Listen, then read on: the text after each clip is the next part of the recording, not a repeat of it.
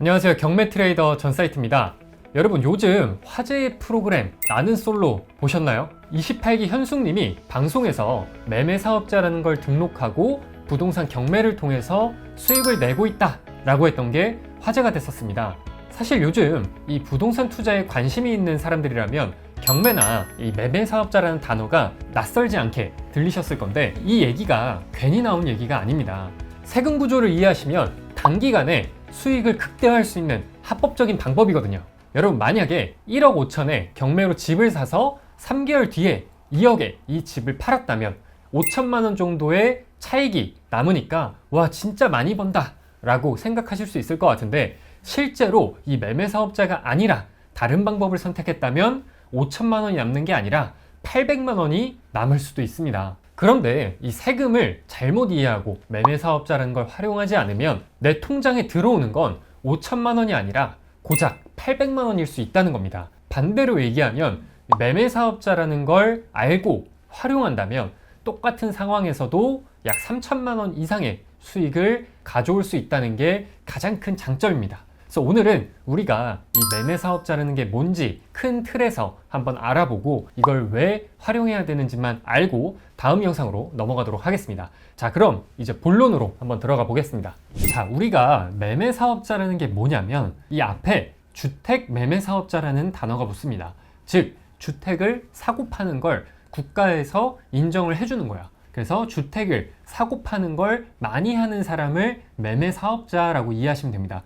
그러면 이 매매 사업자라는 걸 왜 내는 거야? 라는 게 가장 궁금하실 건데, 그러면 이 매매 사업자라는 걸 이해하기 전에 일반 개인이 아파트를 살 때 어떤 과정을 거쳐서 아파트를 사게 되는지를 먼저 알고, 그 안에서 이 매매 사업자를 활용했을 때 좋은 게 뭔지를 하나하나 설명드릴 수 있도록 하겠습니다.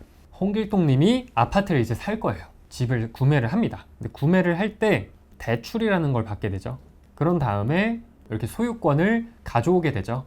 이 집을 뭐 1년, 2년, 3년, 4년 이렇게 살다가 철수한테 이 집을 넘겨주고 다른 곳으로 이사를 가게 되는 게 우리가 이 집을 사는 것부터 파는 것까지의 과정이죠. 여기서 세금이 그리고 어떤 것들이 발생을 하는지 한번 보겠습니다. 길동이 맨 처음에 집을 살 때 취등록세라는 세금이 발생을 해요. 그 다음 대출을 받게 되고 이 집을 철수한테 팔면서는 양도소득세라는 게 나옵니다. 여기서 우리가 매매 사업자를 활용하는 이유가 있겠죠. 매매 사업자를 활용을 하게 되면 대출과 양도소득세 이 세 가지에 영향을 준다라고 이해를 하시면 됩니다.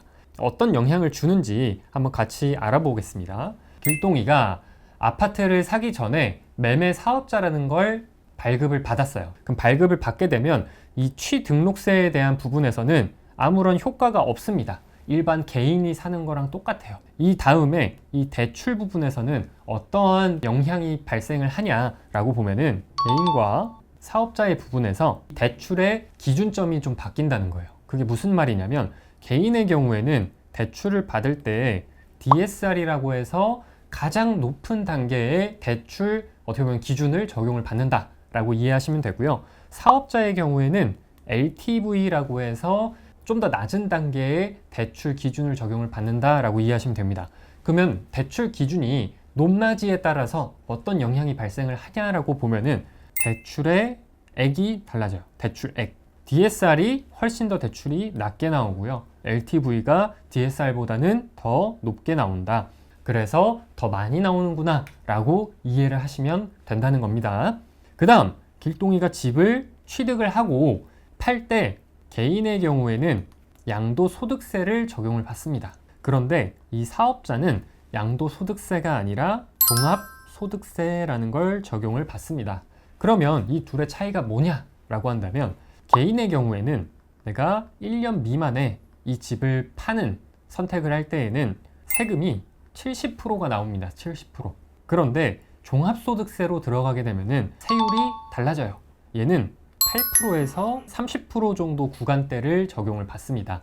그런데 얘네가 기간에 따라서 좀 차이가 있어요. 2년 이상으로 넘어가게 되면은 지역에 따라 조금 차이가 있겠지만 세금을 안 내는 경우도 있다. 그런데 종합소득세는 기간에 상관없이 세금을 내야 된다라고 이해를 하시면 되겠습니다. 그래서 우리가 이 매매 사업자라는 걸 활용하는 이유는 집을 빠른 기간 안에 사고팔고를 많이 하기 위해서 이 매매 사업자를 내는 거다라고 이해하시면 될 것 같아요. 가장 큰 영향을 주는 게 이 팔 때 내는 세금 부분에서 영향을 받는 거고, 개인은 양도소득세를 내기 때문에 1년 미만에 사고팔고를 많이 할 경우에는 모든 건에 대해서 70%를 내야 된다라는 거예요. 내가 1,000만 원 벌면 700만 원을 국가한테, 정부한테 줘야 된다는 거예요. 그렇기 때문에 이 매매 사업자라는 걸 활용을 해서 이 매매 사업을 하고 있는 겁니다. 그리고 여기서 알려드리지 않은 것 중에 하나가 더 있어요. 그게 뭐냐면 비용 처리에 대한 부분이에요. 비용 처리. 우리가 개인으로 집을 사고 팔 때 파는 금액에서 빼기 내가 산 금액, 그리고 산 금액에서 내가 이 집을 살 때 들어갔던 비용이 있습니다. 여기 하면은 수익이 남는 그냥 간단한 계산식이라고 이해하시면 되고요. 근데 여기서 이 비용 항목이 많이 포함되면 포함될수록 당연히 내 수익이 올라가겠죠.